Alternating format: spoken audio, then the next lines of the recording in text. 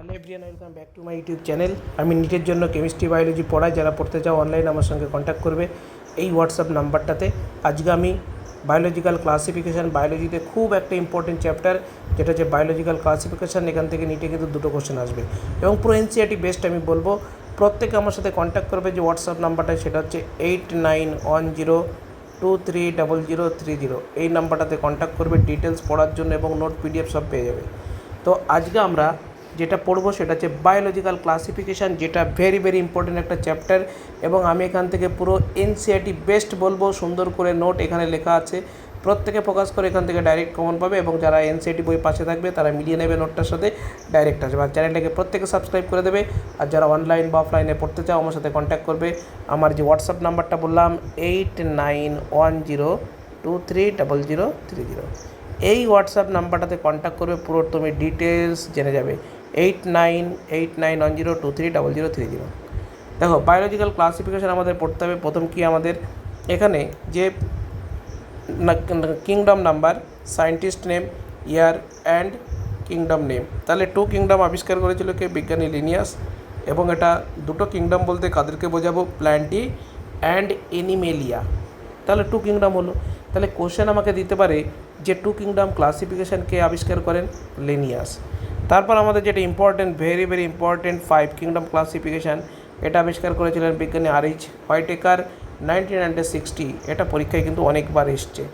সেই 5 কিংডম বলতে আমরা টেকনিক্যালি মনে রাখবো MPFPA।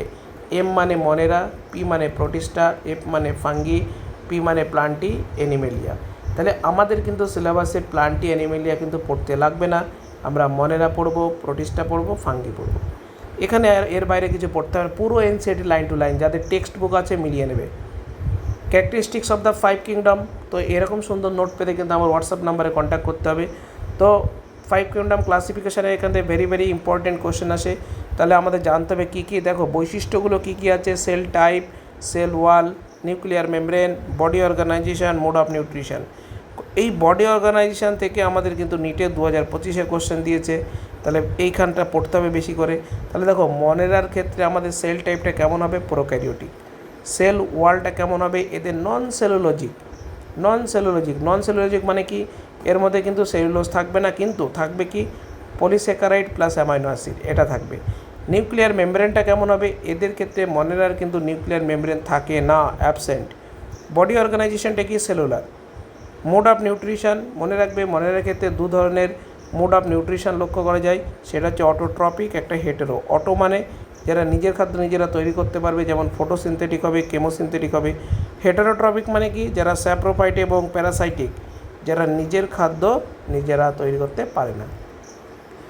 প্রোটিস্টার ক্ষেত্রে এগুলো সিকোয়েন্স কিন্তু সবার প্রথমে মনেরা, তারপর প্রোটিস্টা, তারপরে ফাঙ্গি, প্লান্টি, অ্যানিমেলিয়া পরপর থাকবে কিন্তু। তারপর আমাদের প্রোটিস্টার ক্ষেত্রে যদি দেখি, এদের সেল টাইপ ইউক্যারিওটিক, এদের ক্ষেত্রে প্রেজেন্ট থাকে সেল ওয়াল, এদের ক্ষেত্রে নিউক্লিয়ার মেমব্রেন প্রেজেন্ট থাকে, এখানে সেলুলার থাকে বডি অর্গানাইজেশন। আর এদের ক্ষেত্রে মোড অফ নিউট্রিশন প্রোটিস্টার ক্ষেত্রে অটোট্রপিক এবং হেটেরোট্রপিক। এই অটোট্রপিকের মধ্যে ফটোসিনথেটিক থাকে। আর ফাঙ্গির ক্ষেত্রে এরাও কিন্তু সেল টাইপ ইউক্যারিওটিক হবে। এদের মধ্যে সেল ওয়াল থাকে কিন্তু সেলুলোজ থাকে না, উইদাউট সেলুলোজ। এটা কিন্তু কোশ্চেন হতে পারে যে ফাঙ্গির ক্ষেত্রে সেলুলোজ থাকে না কিন্তু সেল ওয়ালটা প্রেজেন্ট থাকে। তারপর কি? এদের মধ্যে নিউক্লিয়ার মেমব্রেন প্রেজেন্ট। এদের বডি অর্গানাইজেশন মাল্টি সেলুলার আর লুজ টিস্যু। তো এটাই নিটে দিয়েছিল 2025 সালে। মাল্টি সেলুলার আর লুজ টিস্যু বৈশিষ্ট্যটা বলেছিল, তোমাকে বলতে হবে সেটা ফাঙ্গি। হেটেরোট্রপিক হয়, আমরা জানি যারা ফাঙ্গি তারা হেটেরোট্রপিক হয়, নিজের খাদ্য নিজেরা তৈরি করতে পারে না, তারা অ্যালগির উপর ডিপেন্ডেন্ট। তাহলে এখানে স্যাপ্রোফাইটিক আর প্যারাসাইটিক হচ্ছে হেটেরোট্রপিক। প্লান্টির ক্ষেত্রে ইউক্যারিওটিক হবে। এদের ক্ষেত্রে কিন্তু প্রেজেন্ট সেল ওয়াল, সেলুলোজ থাকে। আর এদের ক্ষেত্রে প্রেজেন্ট থাকে আমাদের নিউক্লিয়ার মেমব্রেন। টিস্যু আর অর্গান, এই যে টিস্যু আর অর্গান, এটাও কিন্তু নিট 2025-এ ছিল। টিস্যু আর অর্গান এটা আমাদের প্লান্টির বৈশিষ্ট্য। Autotrophic, mode of nutrition, photosynthetic. অ্যানিমেলিয়ার ক্ষেত্রে আমাদের সেল টাইপটা থাকে ইউক্যারিওটিক, সেল ওয়ালটা কিন্তু অ্যাবসেন্ট থাকে। কোশ্চেন হতে পারে কার কার ক্ষেত্রে সেল ওয়াল থাকে না, এখান থেকে কোশ্চেন দিতে পারে। এদের ক্ষেত্রে প্রেজেন্ট থাকে নিউক্লিয়ার মেমব্রেন। এদের ক্ষেত্রে টিস্যু, অর্গান আর অর্গান সিস্টেম থাকে। বডি অর্গানাইজেশন 3টে, কী কী? টিস্যু, অর্গান আর অর্গান সিস্টেম। এদের ক্ষেত্রে হেটেরোট্রপিক থাকে হোলোজোইক আর স্পোরোফাইটিক। এরা হচ্ছে হেটেরোট্রপিক হয় আমাদের অ্যানিমেলিয়া। এবার বলছে সেল ওয়াল অ্যাবসেন্ট। কাদের মধ্যে সেল ওয়াল থাকে না? তাহলে এক জায়গায় করে দিয়েছি সেল ওয়াল কাদের থাকে না, Animalia, amoeba, paramecium and microplasma, এদের ক্ষেত্রে কিন্তু সেল ওয়াল থাকে না। তারপরে দেখো two kingdom classification do not distinguish between the prokaryotic and eukaryotic and prokaryote, photosynthetic and non photosynthetic plant, unicellular and multicellular organ. তাহলে ফটোসিনথেটিক কোনগুলো হবে? যারা গ্রিন অ্যালগি তাদেরকে বলবো ফটোসিনথেটিক। নন ফটোসিনথেটিক কারা? যারা ফাঙ্গি। মেইন ক্রাইটেরিয়ান ক্লাসিফিকেশান দেখো কতগুলো ভেরি ভেরি ইম্পর্টেন্ট দেওয়া। নিট 2025 এসছে, নিট 2026 কোশ্চেন। তাহলে এখান থেকে কী কোশ্চেন দেবে? নিট, এটা কিন্তু নিট 2026 আমার নোট থেকে সব আসবে, গ্যারান্টি দিয়ে বলে দিলাম। ওকে, জাস্ট এটাকে ফোকাস করে যাবে, প্রত্যেকে বুঝে যাবে কতটা ইম্পর্টেন্ট। তাহলে এই কোশ্চেনটা কিন্তু নিটে এসছে, এই যে 3 তারিখে 3 মে, নিট 2026, এটা হচ্ছে 3 মে।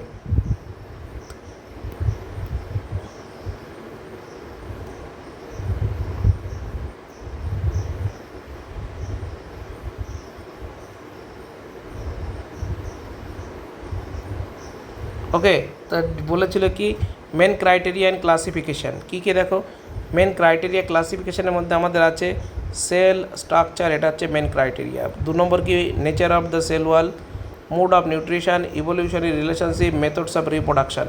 তাহলে এই 5টাই কিন্তু আমাদের মেন ক্রাইটেরিয়া ক্লাসিফিকেশানের। Okay, example of the algae, Chlamydomonas, Spirogyra. Heterotrophic অ্যালগির মধ্যে কাদের বলবো? ফাঙ্গি। অটোট্রপিকের মধ্যে বলবো green plant. Fungi cell wall very very important. ফাঙ্গির ক্ষেত্রে 2 ধরনের সেল ওয়াল লক্ষ্য করা যায়, একটাকে বলে কাইটিন আর একটাকে বলে পলিস্যাকারাইড। একটাকে বলে কাইটিন, একটাকে বলে polysaccharide. Green plant in cell wall, এটাকে বলে সেলুলোজ। মনেরা আমরা পড়বো কি? মনেরা। তাহলে মনেরার মধ্যে আমাদের প্রথমটা পড়বো, মনেরা মানেই হচ্ছে কি?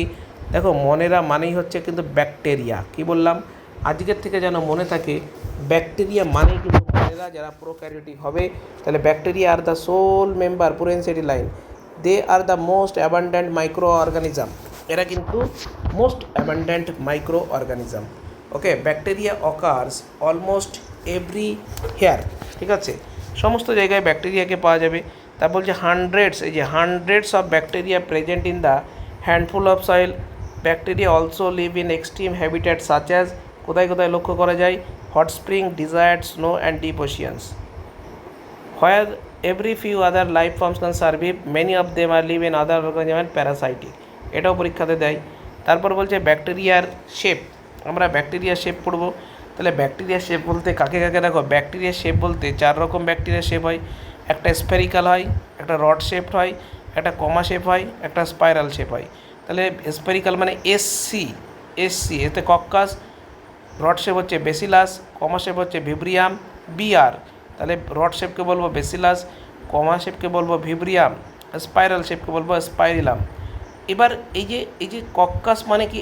এই কক্কাস টার্মটা ইউজ করা হয় সিঙ্গেল ব্যাকটেরিয়ার ক্ষেত্রে। ওকে, মানে জাস্ট একটা গোলাকার থাকবে, সিঙ্গেল ব্যাকটেরিয়া। ব্যাসিলাস এটাকে সিঙ্গেল ব্যাকটেরিয়া, মানে অনলি ওয়ান ব্যাকটেরিয়াকে ব্যাসিলাস বলে, ঠিক আছে।